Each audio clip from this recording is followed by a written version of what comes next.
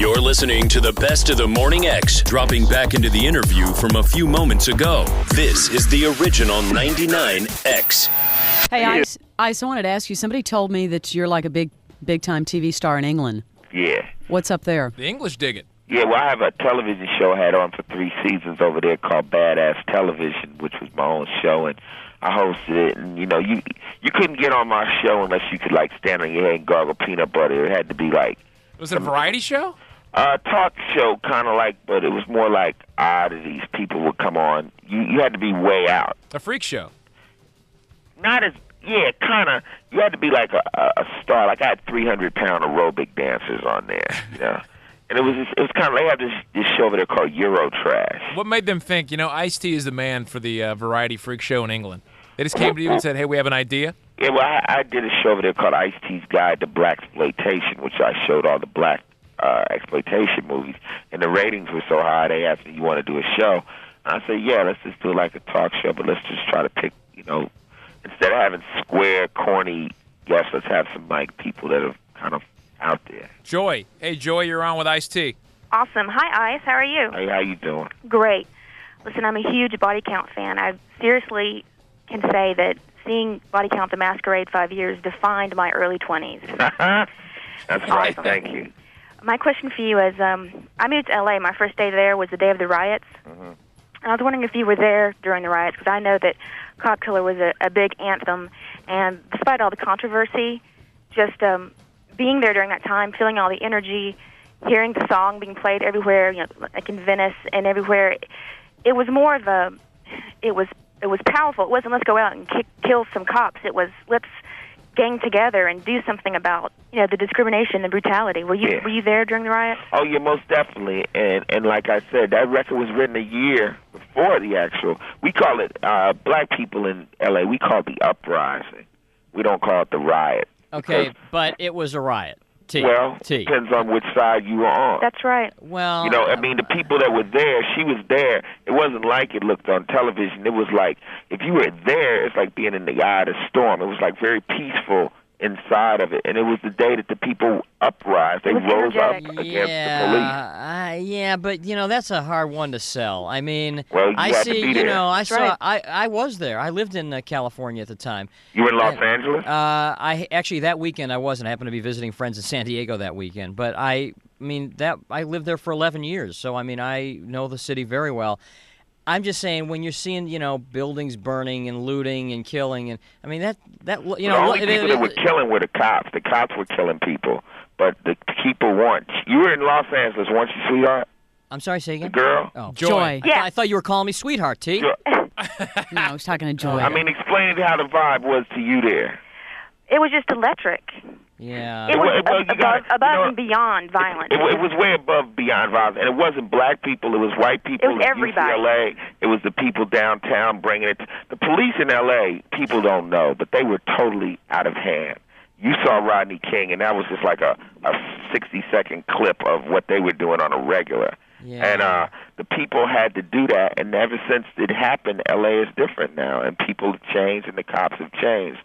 And I think that in the United States and in history, every once in a while, the people have to push a reset button and tell the government, you have to get in check, because they play this game with us where if we commit a crime, they issue a consequence. But what happens when government is criminal? People have to issue a consequence, and that's why people uprise, and that's what you call a riot. That's a two-sided coin, I really believe. Hey, but you know what I'm saying? The United States goes to war on a regular for peace, and a lot of people get hurt, and that's just how it goes down. Ice, have you worked with Rollins before?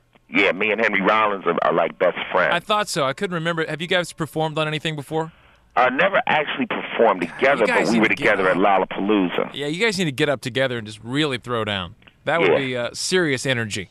Yeah, well, to me, he's the epitome of a hardcore artist, and I love Henry Rollins. He's just he's another one of the real. He's been through so many things. Watching his roommate die right in front of him. Yeah, in Venice. He's just hard.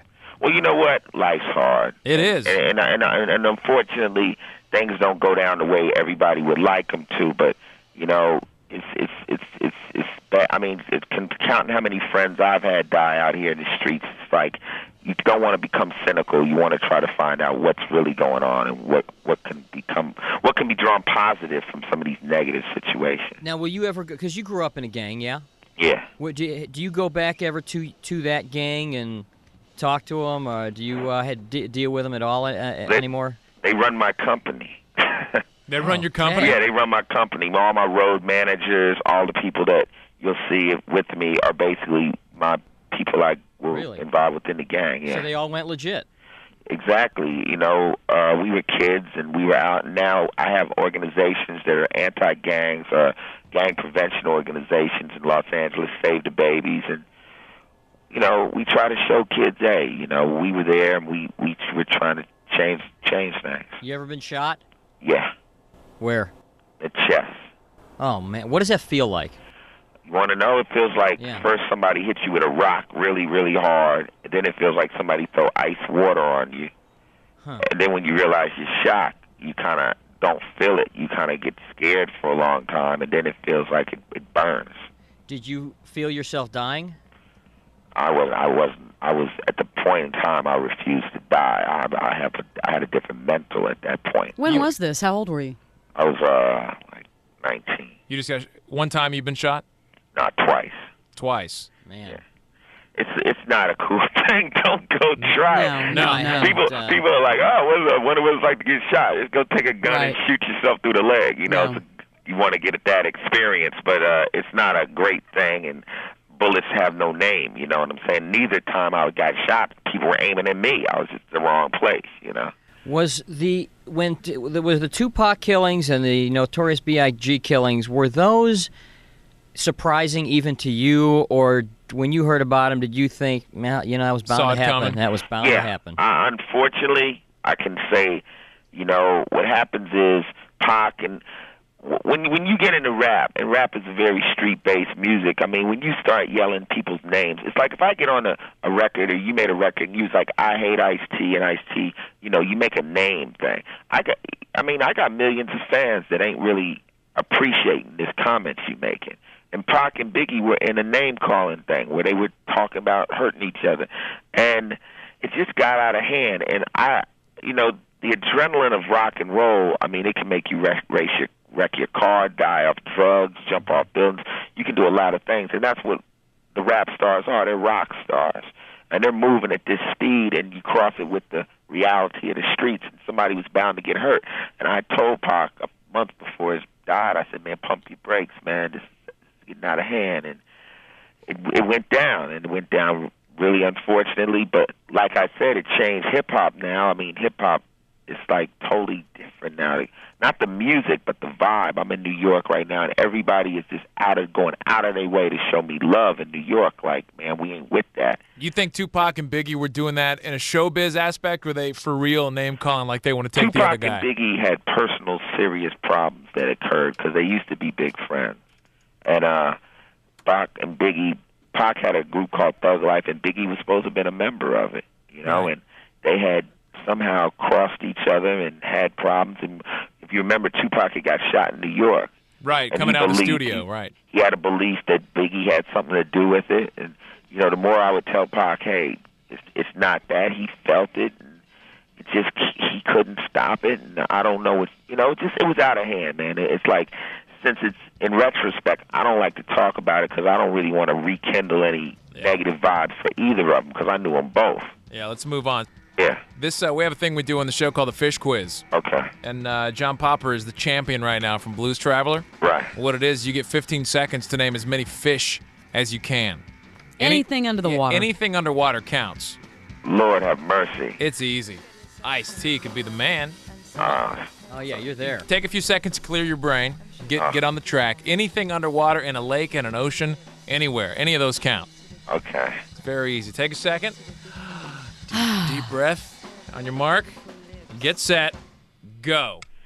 Clams, crabs, shrimps, oysters, salmon, flounder, shark, bass, octopus, seahorses, eels, triggerfish, Oh, 12. excellent Time's up. showing. 12 was Is that it? excellent. Yeah, It's hot. the champion has 14. You got 12. That was excellent. That is not bad. You were much better than many other, from political people down to actors. You rolled.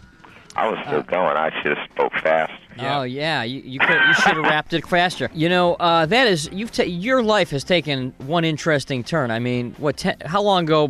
When were you banging? How long here? 10 years ago? Oh, no, much longer, maybe 15 years. Still 15 years ago, and now you're starring in a TV show. Yeah, on network television That's, at prime time. Do you have any? You get the chuckle even out of Man, that's amazing. You know, I've noticed because as I mentioned, I have listened to rap music for a long time, and I've noticed over the last few years, and tell me if you feel the same, I have noticed a large black influence on rap music in the last couple of years. Your thoughts? What do you mean a black influence? It seems like you're seeing more and more black people in the rap industry than you used to. I guess so. I mean, you know, when it was started, it was all white people and stuff, and you guys let us in, and we're real happy for that. Yeah. All right.